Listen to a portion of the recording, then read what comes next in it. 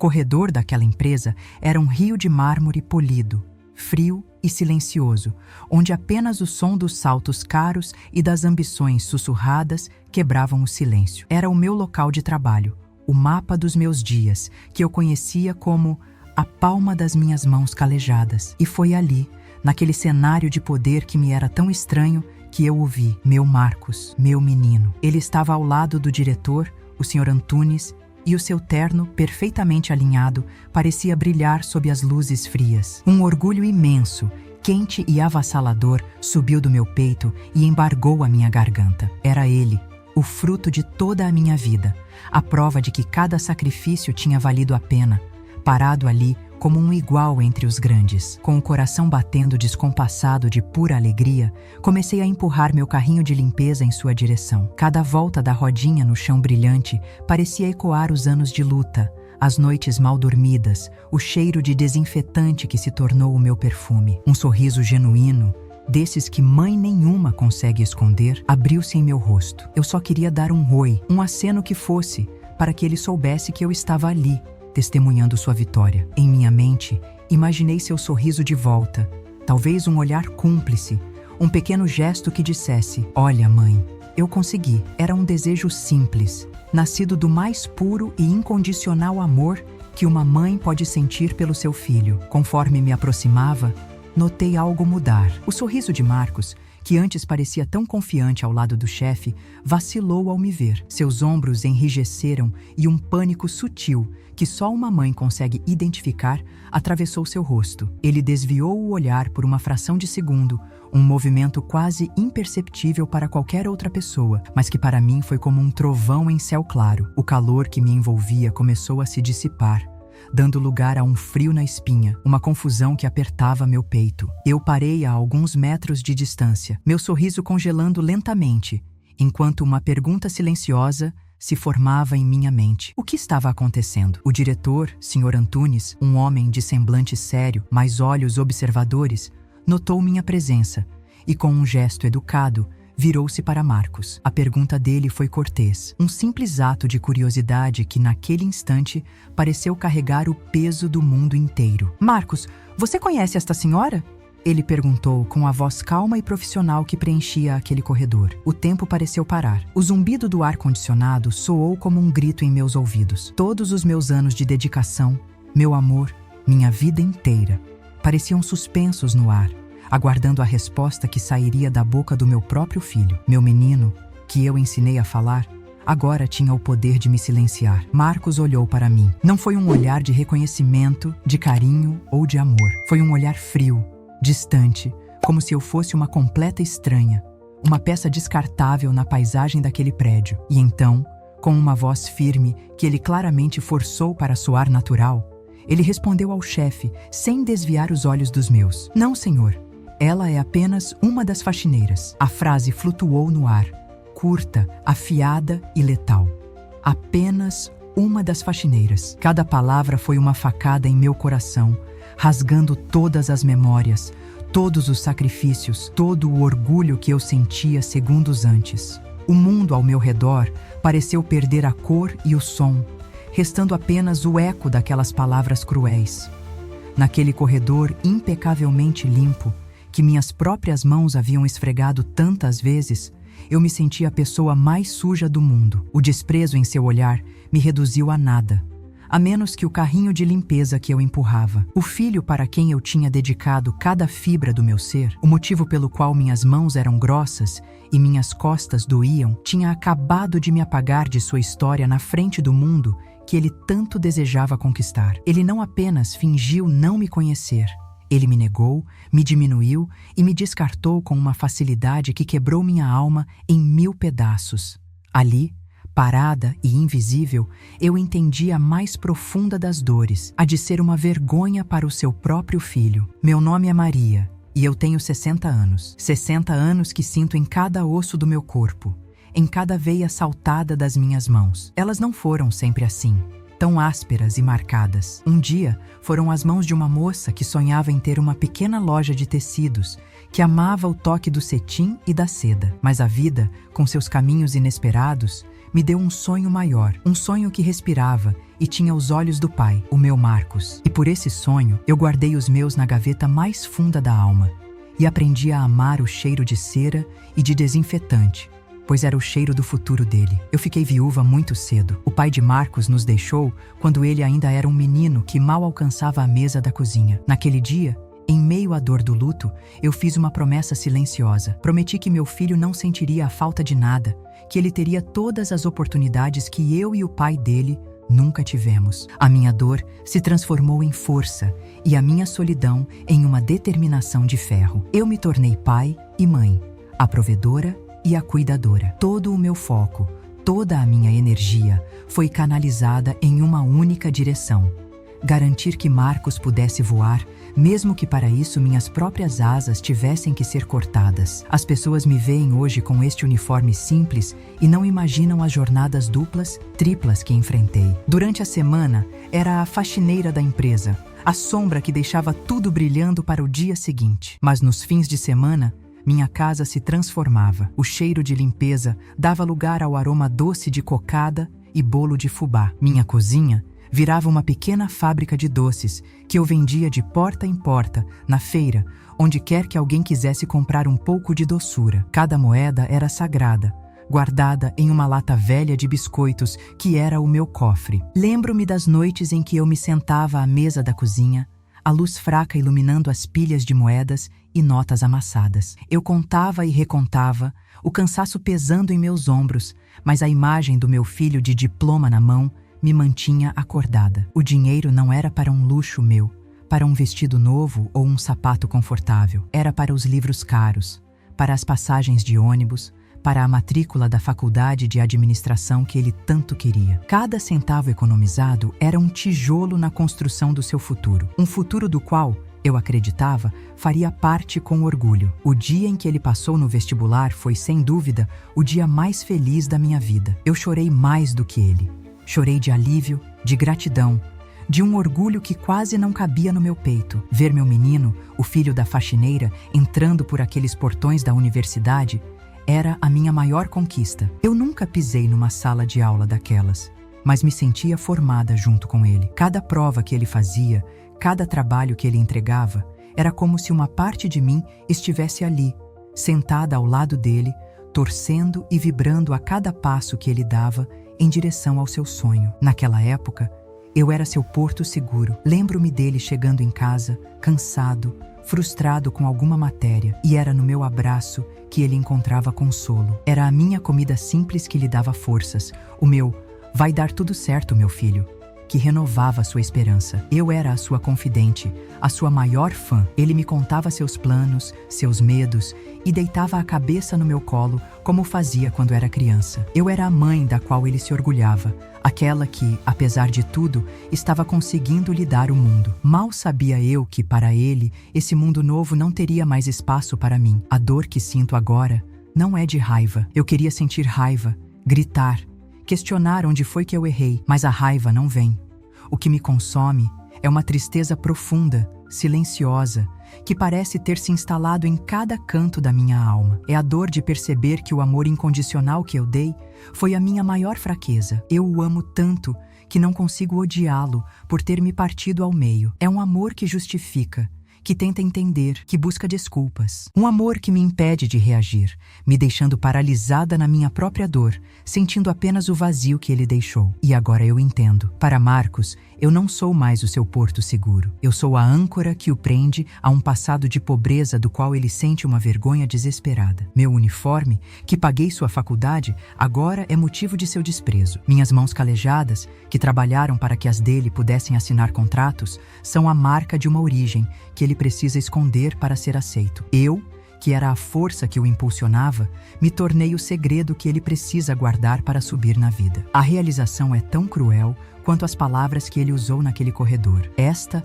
é a minha história, a confissão de uma mãe que se tornou invisível. Se estas palavras, de alguma forma, tocaram seu coração, se você consegue sentir o peso desta jornada, eu te convido a se inscrever em nosso canal. E se puder, deixe um comentário me dizendo o que você faria em meu lugar se um amor de mãe deve resistir a uma dor tão profunda? A sua companhia, mesmo que virtual, já é um pequeno consolo para a minha solidão. O meu filho, Marcos, tem 23 anos. É um rapaz inteligente, recém-formado, com aquele brilho nos olhos de quem acredita que pode conquistar o mundo. E eu sempre acreditei nisso também. Quando ele conseguiu o estágio de trainee nesta empresa, a mesma onde trabalho há mais de 20 anos, eu vi como ele ficou deslumbrado. As paredes de vidro, os ternos caros, as reuniões importantes, tudo aquilo o encantava. Ele me descrevia cada detalhe com uma empolgação que, no início, eu confundia com pura felicidade. Eu via meu menino entrando em um universo de oportunidades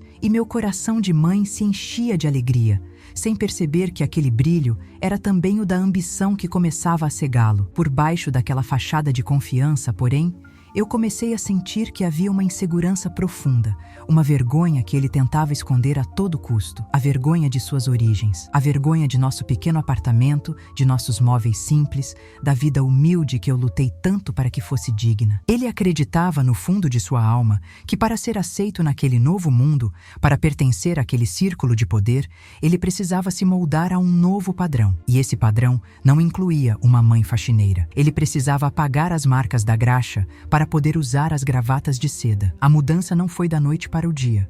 Foi um processo lento, gradual, como uma maré que recua e leva consigo, pouco a pouco, a areia da praia. Começou com as ausências sutis nos almoços de domingo, antes tão sagrados para nós. Ele sempre tinha uma desculpa.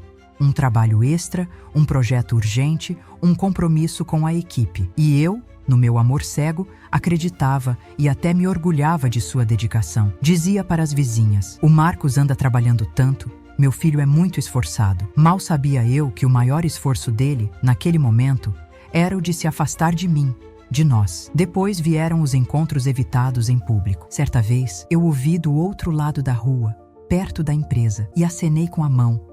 Um sorriso largo no rosto. Ele me viu. Nossos olhos se cruzaram por um segundo e eu vi o pânico em seu rosto antes que ele se virasse bruscamente, fingindo atender a uma ligação e entrasse no primeiro prédio que encontrou. Aquilo doeu mais do que qualquer ausência. Foi uma rejeição clara, pública. Ele não queria ser associado a mim, a mulher de uniforme simples, a sua mãe. Aos poucos, ele foi me ensinando que o meu lugar era nas sombras de sua nova vida. O objetivo dele, eu entendo, era impressionar o chefe, o Sr. Antunes, e garantir uma vaga efetiva, um cargo de destaque. É o que todo jovem ambicioso deseja. Mas por trás desse objetivo claro, havia outro, muito mais sombrio e doloroso para mim: construir uma identidade completamente nova, desvinculada do seu passado. Para o novo Marcos, eu não era uma figura de orgulho e sacrifício, mas um fardo, um lembrete constante de um lugar do qual ele queria escapar. Ele não queria apenas um futuro melhor, ele queria um passado diferente, um que pudesse inventar e contar sem sentir vergonha. E a cena no corredor foi o ponto final dessa triste transformação. Aquele ato de negação explícita, aquela frase cruel, apenas uma das faxineiras, foi o ápice de meses de distanciamento e pequenas rejeições. Não foi um impulso. Foi uma decisão, foi a declaração final de que ele havia conseguido, em sua mente, se desconectar de mim. Naquele momento, diante do homem que ele tanto queria impressionar, ele não estava apenas negando a mãe que lhe deu a vida. Ele estava tentando matar o menino pobre que um dia ele foi, na esperança de que, sobre as cinzas, nascesse o executivo de sucesso que ele tanto almejava ser. Eu continuo meu trabalho, minhas mãos se movendo no automático. Um pano úmido em uma mão, o borrifador na outra. Limpo uma mesa de vidro, apagando as marcas de dedos de uma reunião qualquer. Mas a imagem que não sai da minha cabeça é a do rosto do meu filho, contraído em uma máscara de desprezo. O cheiro forte do produto de limpeza invade minhas narinas, mas ele não consegue apagar o fedor daquela mentira, daquela negação. Sinto minhas mãos tremerem levemente, não de cansaço, mas da vibração da ferida que se abriu em meu peito. Cada superfície que eu limpo parece zombar de mim, brilhando com a indiferença de um mundo que não me vê. E então, eu olho para as minhas próprias mãos, ásperas, com as unhas curtas e a pele ressecada pelo contato diário com a química. E me lembro de como essas mesmas mãos, anos atrás, eram macias enquanto eu costurava, com todo o cuidado do mundo, um pequeno remendo no joelho da calça do seu uniforme escolar. Lembro-me da luz amarelada do abajur, tarde da noite, e do som suave da agulha perfurando o tecido. Eram mãos que construíam, que protegiam, que remendavam o mundo dele. Agora, para ele, são apenas as mãos de uma faxineira, indignas de reconhecimento. Será que ele nunca entendeu? Será que, em algum momento, ele parou para pensar que cada diploma na parede dele foi pago com o suor que escorria da minha testa enquanto eu esfregava o chão que ele pisa hoje? A injustiça que sinto não é apenas pela humilhação pública.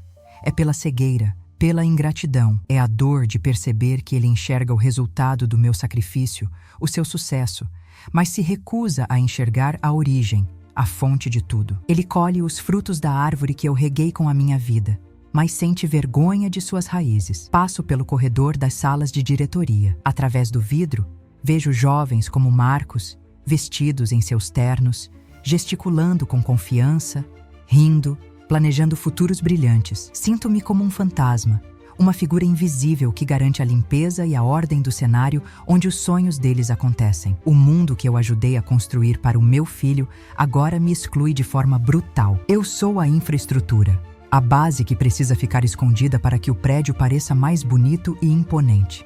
Ninguém aplaude o alicerce, todos admiram a fachada.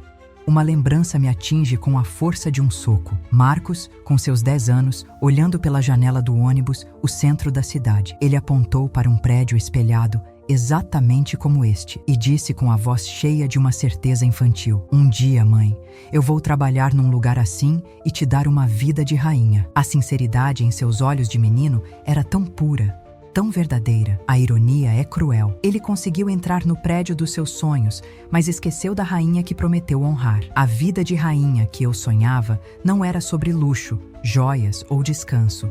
Era sobre isso, sobre um olhar de orgulho, sobre um "obrigado, mãe", sobre ser apresentada com a cabeça erguida. Era sobre o reconhecimento, o carinho, a gratidão. A dor profunda vem de entender que a definição de sucesso dele se tornou tão pobre, tão vazia de valores. Ele acha que ter sucesso é apagar o passado, quando o verdadeiro sucesso é honrá-lo, é transformar o sacrifício de quem nos amou em um pedestal e não em um tapete para limpar os pés. Agora, cada som de passos apressados no corredor me causa um calafrio. Meu corpo fica tenso. Meu coração dispara. O lugar onde trabalhei por mais de 2 décadas, que conhecia como minha segunda casa, se tornou um território hostil. Eu ando com a cabeça baixa, não por vergonha, mas por medo. O medo de cruzar com ele novamente, o medo de ver aquele mesmo olhar de desprezo, o medo de que a ferida, que ainda sangra, seja aberta mais uma vez. Meu local de trabalho virou o cenário do meu pesadelo. Fecho os olhos por um instante e o som agudo do telefone de um escritório desaparece, dando lugar a outro som, uma lembrança quente e feliz. A lembrança da risada de Marcos, uma gargalhada alta e solta, ecoando em nossa pequena sala enquanto ele repetia o prato de macarrão que eu tinha feito para comemorar o fim de um semestre difícil na faculdade. O barulho dos talheres, o cheiro do molho de tomate, o calor da nossa cozinha, tudo era tão simples, tão real. Como aquele som pôde se transformar no silêncio gelado que ele me impôs? Onde foi que eu o perdi? Em que momento aquele menino, que dividia comigo seus sonhos e seus medos, começou a se transformar nesse estranho de terno e coração frio? Eu repasso os anos em minha mente, procurando por uma falha, um erro meu, algo que justifique essa mudança, mas só encontro amor, dedicação e sacrifício. Talvez o meu erro tenha sido esse: amá-lo tanto que ele nunca precisou aprender o valor das coisas, pois tudo lhe foi dado através do meu esforço. Ele nunca sentiu na pele o que custou cada uma de suas vitórias. Ao limpar uma das estações de trabalho dos trainees, vejo uma caneta com o logo da empresa esquecida ao lado de um bloco de anotações. Poderia ser dele. Hesitante, eu a toco. O plástico é liso e frio. É um objeto simples, mas representa o mundo dele, um mundo de metas, projetos e ambição. Um mundo onde não há espaço para a minha mão calejada segurar a dele. Por um instante, sinto um desejo absurdo de guardar aquela caneta, como se,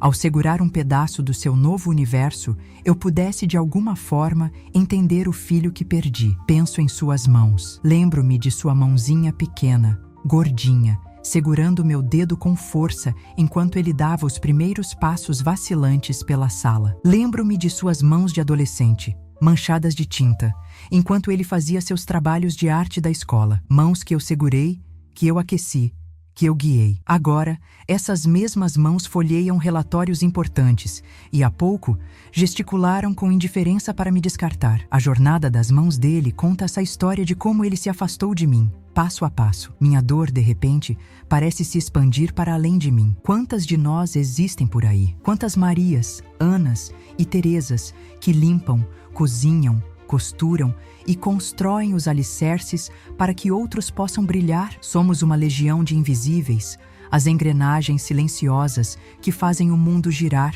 mas cujo trabalho só é notado quando não é feito. A humilhação que senti não foi apenas minha, foi a humilhação de toda mãe, de todo pai, de toda pessoa humilde cujo sacrifício é apagado pela arrogância e pela vergonha de quem deveria sentir gratidão. Chega o fim do meu turno. Enquanto guardo meu material no pequeno armário, o peso nos meus ombros é imenso. E não é do dia de trabalho, é um peso na alma, uma exaustão que nenhum sono pode curar. O caminho para casa, que sempre faço no automático, hoje parece interminável. Cada passo é pesado, como se eu estivesse arrastando correntes. As palavras dele ecoam na minha cabeça. A cada esquina, a cada farol que se abre, apenas uma das faxineiras. Uma última memória me assalta antes de eu chegar em casa. Marcos, com uns 7 anos, ardendo em febre. Eu passei a noite em claro ao seu lado, com uma bacia de água fria e um pano na sua testa, sussurrando que tudo ficaria bem, que a mamãe estava ali para protegê-lo. Eu o protegi de todas as doenças, de todos os medos da infância. Mas quem me protegeria agora? Quem colocaria um pano frio na minha alma, que arde com a febre da rejeição e da dor? Naquele momento, eu me sinto a criança desprotegida. E então, um pensamento terrível, um veneno que se infiltra em minha mente, me paralisa na porta de casa. E se ele estiver certo? E se para aquele mundo de sucesso, para aquela realidade que ele tanto almeja, eu não passo mesmo de uma faxineira qualquer? A dúvida é uma traição a mim mesma, a minha história. Mas a dor é tão grande que por um segundo eu quase acredito na mentira dele. É o ponto mais fundo do poço, o momento em que a humilhação dele quase se torna a minha verdade. Depois daquelas palavras de Marcos, o silêncio que se instalou no corredor era pesado, denso, quase palpável. Meu filho deu um passo discreto para trás, como se tentasse aumentar a distância física para validar a distância emocional que ele acabara de decretar. Ele se recompôs, ajustando o nó da gravata, esperando que a vida simplesmente seguisse, que eu desaparecesse como sempre faço. Mas algo estava diferente. O diretor, Sr. Antunes, não se moveu. Ele não continuou a conversa, não deu uma palmada nas costas de Marcos, não me dispensou com um aceno. Ele permaneceu absolutamente imóvel e seu silêncio começou a gritar. Então, os olhos dele se moveram e não foram para Marcos, foram para mim. Ele me encarou e seu olhar não tinha a pressa ou a indiferença de um homem poderoso. Era um olhar longo, profundo, inquisidor. Eu não conseguia decifrá-lo. Não era pena, não era raiva, não era desprezo, era algo mais complexo, analítico. Ele olhava para o meu rosto, para os meus olhos marejados, para o meu uniforme de trabalho, e era como se ele estivesse lendo a minha história, a minha alma. Naquele momento, eu deixei de ser invisível para ele.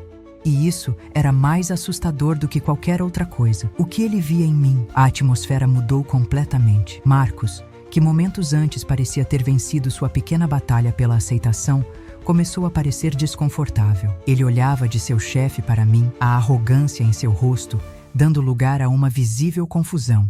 E depois, a um pálido traço de medo. O roteiro que ele havia ensaiado em sua mente não incluía essa pausa, essa análise silenciosa. Ele esperava que o Sr. Antunes simplesmente aceitasse sua mentira e seguisse em frente. Mas a quietude do diretor era uma variável inesperada. Um elemento surpresa que ameaçava todo o seu teatro. Aquele silêncio durou uma eternidade, embora devam ter sido apenas alguns segundos. Era um silêncio mais escandaloso do que qualquer discussão. Senti-me pregada ao chão, incapaz de recuar ou de avançar. Eu era o centro de um cabo de guerra invisível, puxada pela rejeição do meu filho de um lado e pelo olhar enigmático daquele homem do outro. O ar no corredor parecia rarefeito, denso de tensão. Era o prenúncio de que algo estava prestes a acontecer. A calmaria antes da tempestade, e eu não sabia se o raio cairia sobre mim ou sobre meu filho. De repente, o Sr. Antunes fez algo que quebrou completamente minhas expectativas. Ele desviou o olhar de mim e passeou os olhos lentamente pelo corredor. Ele olhou para o brilho do mármore, para as paredes de vidro, e então seu olhar pousou demoradamente sobre o meu carrinho de limpeza. Ele observou o balde, os panos, os frascos de produtos. Uma ruga de concentração se formou em sua testa. Por que ele estava olhando para as minhas ferramentas de trabalho? Aquilo não fazia sentido. Era um detalhe tão pequeno, tão estranho, que encheu meu coração de uma pavorosa curiosidade. O que ele faria? E então ele se moveu. Com uma calma deliberada que parecia ensaiada, ele virou seu corpo, não para dispensar a mim ou para continuar seu caminho com Marcos. Ele se virou completamente na minha direção, me encarando de frente, me dando sua atenção total. Com esse simples gesto, ele inverteu todo o poder da cena. Marcos, o aspirante a executivo, foi subitamente relegado a um espectador. E eu, a faxineira, a mulher que havia sido negada, tornei-me a figura central. Meu coração martelava contra minhas costelas.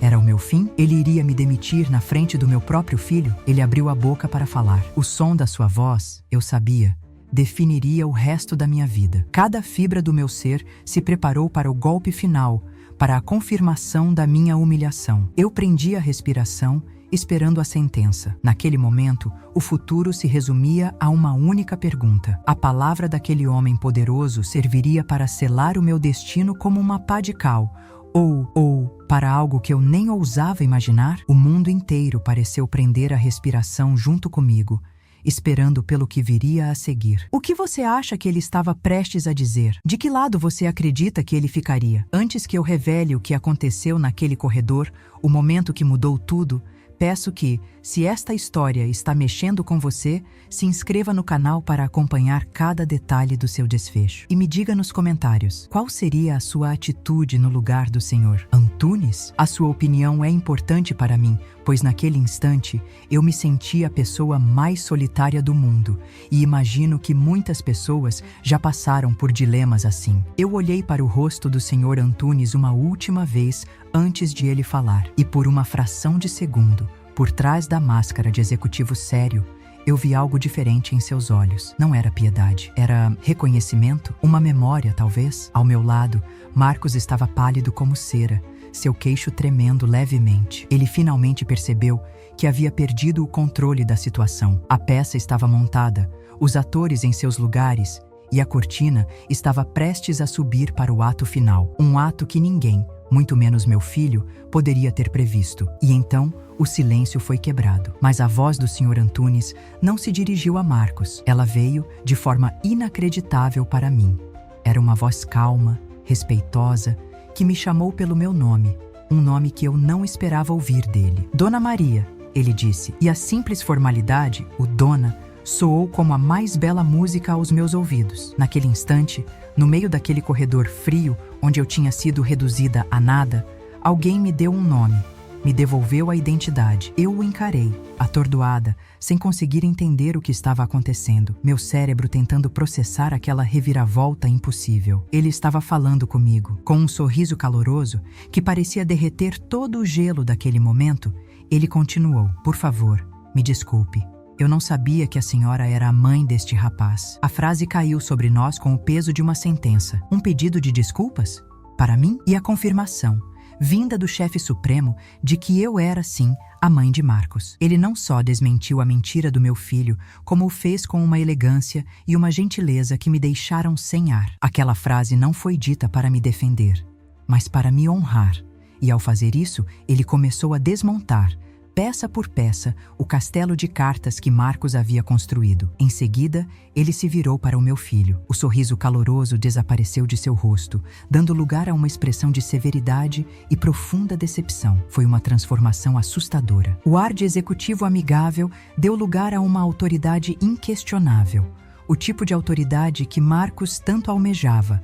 mas que agora estava apontada diretamente para ele como uma arma. Meu filho, que segundos antes se sentia no topo do mundo, encolheu-se visivelmente sob o peso daquele olhar. Ele parecia um menino novamente, um menino pego em uma mentira terrível, esperando a punição que sabia merecer. Marcos, disse o Sr. Antunes, e sua voz agora era firme como aço. Eu conheço o trabalho da sua mãe há muitos anos. Ela é uma das funcionárias mais dedicadas, honestas e dignas que temos o prazer de ter nesta empresa. Cada palavra era um bálsamo para a minha alma ferida. Era o reconhecimento de anos de trabalho invisível, de dedicação silenciosa. Ser chamada de dedicada e honesta pelo diretor da empresa, na frente do filho que me considerava um estorvo, foi como se ele estivesse me devolvendo a coroa que Marcos havia arrancado da minha cabeça e jogado no chão. Foi então que veio a revelação que mudou tudo.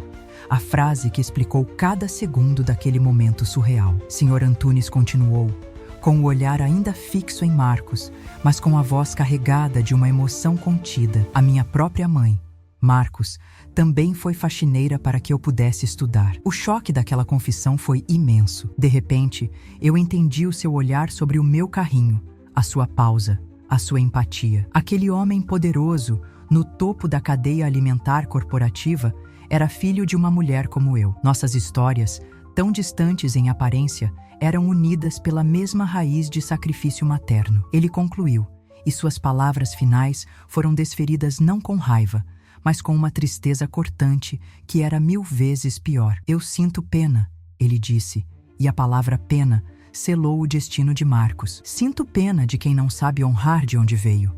Uma pessoa que tem vergonha da própria mãe, que nega o sacrifício que a trouxe até aqui, nunca terá o caráter necessário para ser um verdadeiro líder nesta ou em qualquer outra empresa. A humilhação foi transferida de forma instantânea, completa e avassaladora. Meu filho não foi demitido. Foi algo pior. Ele foi julgado e considerado pequeno. Marcos ficou paralisado. O sangue sumiu de seu rosto, deixando-o com uma palidez mortal. Sua boca se abriu e fechou algumas vezes, mas nenhum som saiu. Ele, que tinha tido uma resposta tão rápida e cruel para mim, agora estava mudo, sem palavras, despojado de sua arrogância e de sua máscara. O trainee promissor havia desaparecido, dando lugar a um jovem quebrado pela vergonha. Uma vergonha muito mais profunda e real do que aquela que ele sentia de mim. Ele foi humilhado, não pela minha pobreza, mas pela sua própria falta de caráter. Ignorando completamente a figura petrificada de Marcos, o Sr. Antunes se virou para mim novamente, e o sorriso gentil retornou ao seu rosto. Dona Maria, ele disse, como se estivéssemos sozinhos ali. A senhora me daria a honra de tomar um café comigo na minha sala? O convite era surreal. Era mais do que um café. Era um gesto de respeito, de solidariedade, uma declaração pública de que eu era digna de entrar pela porta da frente, de me sentar à mesa do poder, não como serva, mas como convidada de honra. Era a restauração completa da minha dignidade. Com a voz embargada, eu consegui apenas assentir com a cabeça. Deixei para trás meu carrinho de limpeza, aquele símbolo do meu trabalho que agora eu via com outros olhos, não como uma marca de humilhação, mas de força, e caminhei, ao lado do Sr. Antunes, pelo corredor polido. Passamos por Marcos, que continuava imóvel, uma estátua de vergonha e arrependimento. Não senti triunfo nem vingança. Senti apenas uma calma imensa, uma sensação de justiça poética, de que o mundo, por um breve e milagroso instante, havia se reequilibrado. Sentada na sala do Sr. Antunes, segurando uma xícara de porcelana que parecia frágil demais para as minhas mãos, eu me sentia em um mundo à parte. O café era quente e forte, mas o que realmente me aquecia era a conversa. Ele não falava de negócios ou de trabalho. Ele me contou sobre a mãe dele, a outra faxineira, sobre as dificuldades que passaram e sobre o orgulho que ele sentia dela. Um orgulho que ele carregava como sua medalha mais importante. Naquele momento, eu não era a funcionária e ele não era o chefe. Éramos apenas 2 filhos, compartilhando a memória sagrada do sacrifício de nossas mães. E eu entendi que a verdadeira dignidade não está em ser servido, mas em reconhecer quem nos serve. Naquele dia, eu aprendi que o valor de uma pessoa não se mede pelo cargo que ela ocupa ou pela conta bancária que possui. Meu filho, com seu terno caro e seu desejo de poder, se mostrou a pessoa mais pobre naquele corredor. A sua pobreza era de espírito, de caráter, de gratidão. E o Sr. Antunes, O homem que aos olhos do mundo tinha tudo, demonstrou que sua maior riqueza era a memória, era a capacidade de honrar suas origens. A verdadeira nobreza não está no sangue azul, mas em um coração que não se esquece de onde veio e de quem caminhou ao seu lado nos dias difíceis. Uma árvore nunca pode crescer forte e saudável se tiver vergonha da terra que a nutre. Ao tentar cortar suas raízes para se encaixar em um novo jardim, meu filho não se tornou mais forte, ele se tornou frágil, uma planta sem sustento, vulnerável a qualquer vento. A nossa história, as nossas lutas, a nossa origem humilde não eram uma âncora para puxá-lo para baixo. Eram a base sólida sobre a qual ele poderia ter construído um império de verdadeiro valor. A gratidão não é um fardo, é a força que nos permite voar mais alto, pois sabemos que temos um chão seguro para onde voltar. E quanto a Marcos, eu não sei o que o futuro nos reserva. A justiça que recebi não veio do desejo de vingança, mas do inesperado reconhecimento da minha dignidade. A dor que sinto por ele agora é diferente. Não é mais a dor da humilhação, mas a tristeza de uma mãe que vê seu filho aprender uma lição da forma mais dura e pública possível. O amor de mãe é uma coisa complexa. Ele não desaparece com a decepção. Ele apenas se transforma, adquire cicatrizes e talvez, um dia, encontre espaço para o perdão. Mas a ferida que ele abriu, não em mim, mas em si mesmo, levará muito tempo para cicatrizar. Talvez a lição mais importante daquele dia tenha sido para mim mesma. Durante anos, minha identidade esteve atrelada a ser a mãe do Marcos. Meu valor era medido pelo sucesso dele. Minha alegria era um reflexo da dele. Eu me anulei para que ele pudesse existir. Mas quando o Senhor Antunes me olhou nos olhos e me chamou de Dona Maria, ele não estava vendo a mãe de um trainee. Ele estava vendo uma mulher, uma trabalhadora, uma pessoa com sua própria história e seu próprio valor. Naquele dia, eu deixei de ser apenas a mãe de alguém e me reencontrei comigo mesma, Maria, uma mulher que merece respeito por quem é e não por quem gerou. No final das contas, a dignidade é uma luz que carregamos dentro de nós. Às vezes, permitimos que a vergonha, o desprezo ou a crueldade dos outros diminuam o brilho dessa luz. Chegamos a acreditar que não somos dignos, mas a verdade é que ninguém pode apagar essa chama, a menos que nós mesmos sopremos sobre ela. Aquele dia, uma mão amiga me ajudou a proteger minha chama do vento forte da humilhação, e ela voltou a brilhar. E essa é a mensagem final. Nunca deixe que o mundo defina o seu valor. Honre sua história. Carregue suas cicatrizes com orgulho e nunca, jamais, tenha vergonha da mão honesta que te deu a vida.